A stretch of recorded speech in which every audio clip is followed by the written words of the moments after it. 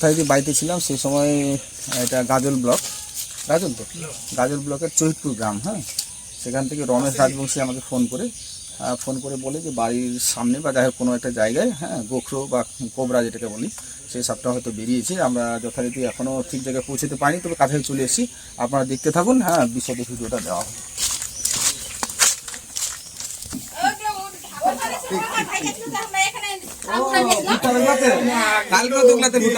এখানে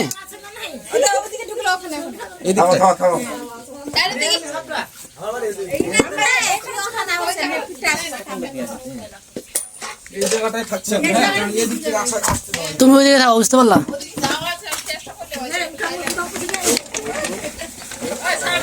একদম camera on করছে, তুই সুযোগ পান নিচে দিকে একটা আর কি দেখাবেন না, টান টান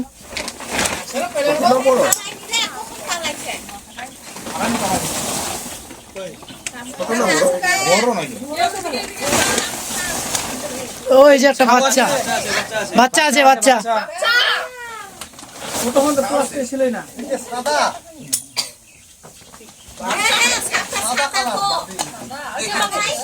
আছে, ওখানে আছে।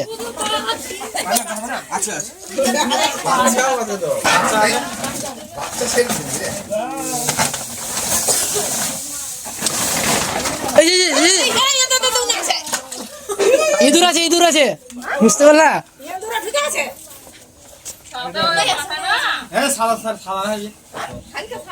পেয়েছো?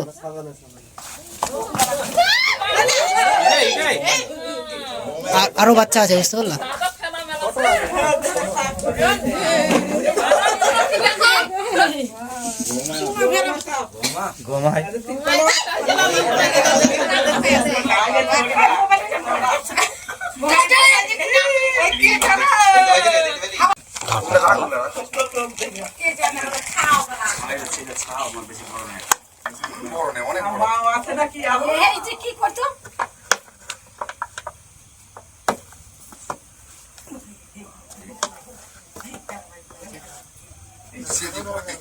বেশি টাইট হয়ে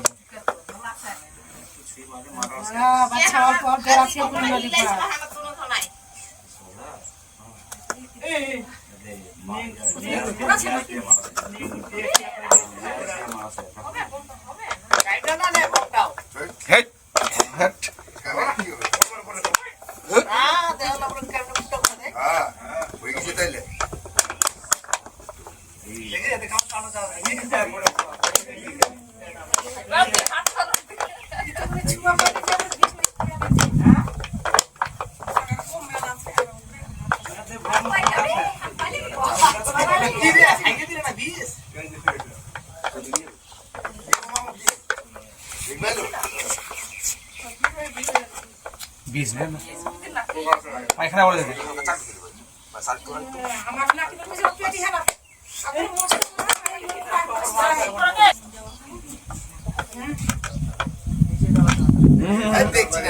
माथा चली बराबर तो ना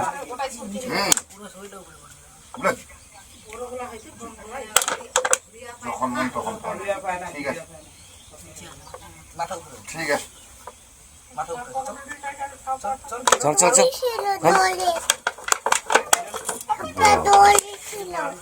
तो लिस्टটা বাইরে আছে লিস্টটা বাইরে গেছে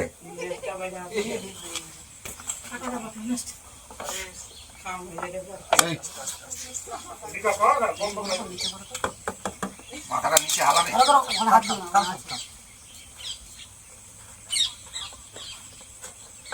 বাস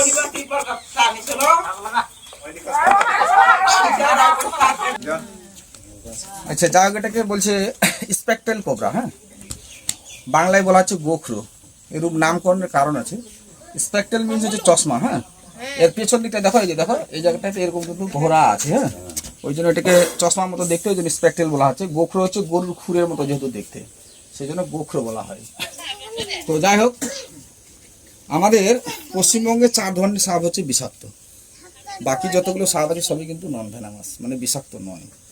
এবার আমরা সাপ না চিনলে তো বুঝতে পারবো না যে কোনটা বিষাক্ত নয়। তাহলে আমি সেই সম্পর্কে একটু বলে দিই।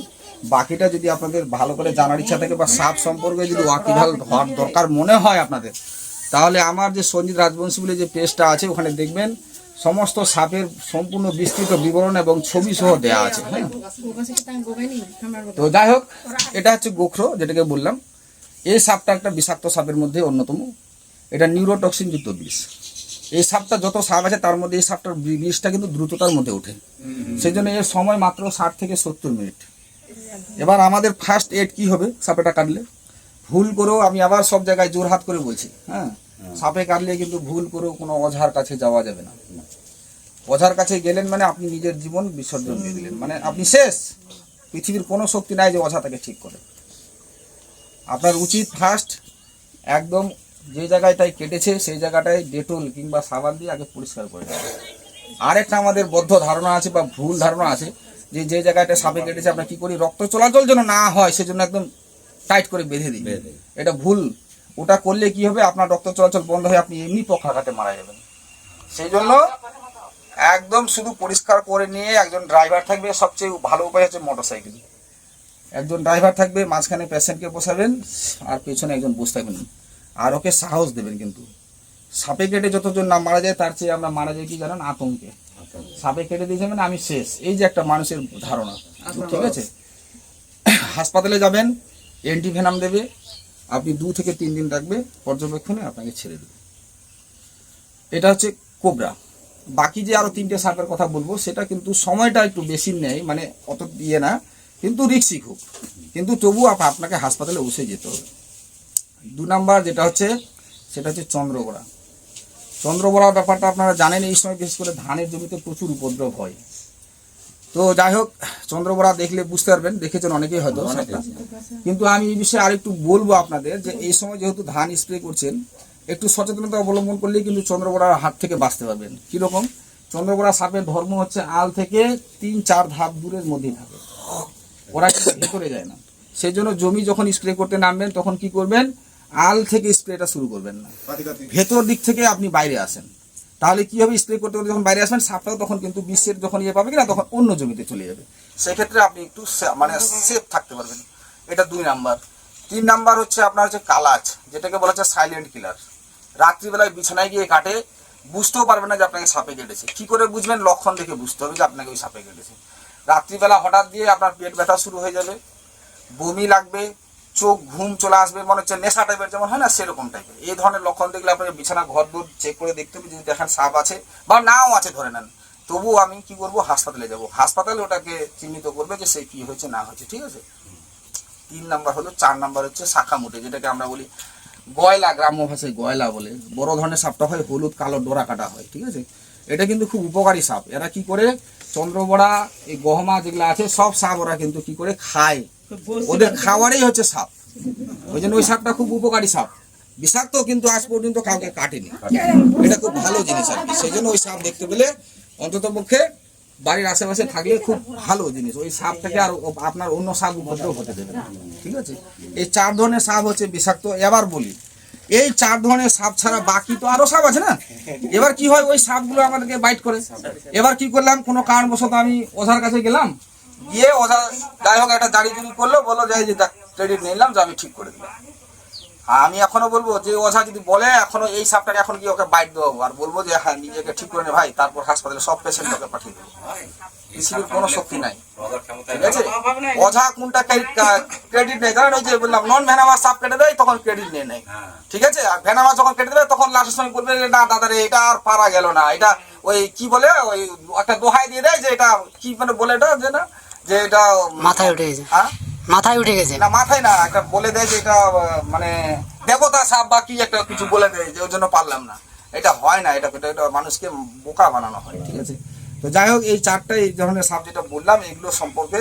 আর আপনাদের সাপ বিষয়ে আরেকটা বিষয় বলার আছে, সাপ যে দেখলে মারতে হবে এরকম কোনো কথা নয়। সৃষ্টিকর্তা সেই হিসেবে সৃষ্টি করেছে, পরিবেশের ভারসাম্য রক্ষার জন্য কিন্তু সাপকে বাঁচানো দরকার। কেননা আপনারা যদি সাপ না থাকে তাহলে আমরাও কিন্তু থাকবো না। একটা ব্যাপার আছে, ওটা হয়তো অনেকে ভাবি না। যেমন ধরেন পরিসংখ্যান বলছে এক জোড়া ইঁদুর যদি ছেড়ে দেওয়া যায় 1 বছর 32,000 বাচ্চা দেবে। তাহলে সাপ থাকলো না, সাপের প্রিয় খাদ্য ইঁদুর। এবার সাপ আছে বলে ইঁদুরের ব্যালেন্সটা আছে তো নাকি? এবার কি হবে, ইঁদুর তার বাচ্চা হয়ে যাবে, তো তখন তাদের ওদের অ্যাটাক করার কেউ নাই। তাহলে জমির ফসলটা কিন্তু তখন আমরা আর বাড়িতে তুলে আনতে পারবো না, তখন ইঁদুরেই খেয়ে নেবে। ঠিক আছে না? ব্যাপারটা বুঝতে পারলেন? একটার সঙ্গে একটা কিন্তু লিঙ্ক আছে, এটা আমরা অনেকে বুঝতে পারি না। 2 নাম্বার হচ্ছে কি, সাপের বিষ থেকে কিন্তু অ্যান্টিভেনামটা তৈরি হয়। ঠিক আছে, এবার সাপ যখন না থাকলো তাহলে অ্যান্টিভেনাম কোথায় পাবো? ঠিক আছে কিনা? সাপের বিষ থেকে সাপের বিষের ওষুধ তৈরি হয়, যে আমরা সাপে বাইট করি। হ্যাঁ, তো এই হচ্ছে ব্যাপার। তবু আমি আবার একবার জোরহাত করে সবাইকে বলছি, আপনার নিজের পরিবার হোক বা অন্য আত্মীয় স্বজন হোক, সাপে যদি কাটে ভুল করেও কিন্তু ওঝার কাছে পাঠাবেন না। একদম ওর ফার্স্ট কর্তব্য যেটা বললাম, একদম হাসপাতালে যাওয়া, হাসপাতালে গিয়ে বাকিটা ওনাদের হাতে ছেড়ে দেন। আপনি বললাম একদম 100% সুস্থ হয়ে আসবেন। হাসপাতালে যত দ্রুত সম্ভব যাওয়া যায় তার জন্য বললাম, একদম কার ফার আমরা সাধারণত খুঁজি, কোনো দরকার নেই। বাইক হচ্ছে সবচেয়ে বেটার, কারণ এভেলেবেল এখন প্রত্যেকের বাড়ি বাইক আছে। ঠিক আছে না? এখন সুস্থ থাকুন। জয় হিন্দ, জয় ভারত। আমরা যেটা বললাম যে এটা হচ্ছে গাজল ব্লক, চৈতপুর গ্রাম। আপনার নামটা কি যেন বললেন? আপনার নামটা? রমেশ রাজবংশী। ওনার বাড়িতে যাই হোক, এখানে একটা জায়গায় ওইখানে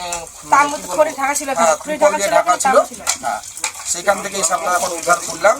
তো এই সম্পর্কে এখানকার যে একজন মহিলা আছেন, তিনি নিজে সেই শিকার হয়েছেন, ওনার কাছ থেকে আমরা শুনে নিচ্ছি। বলেন।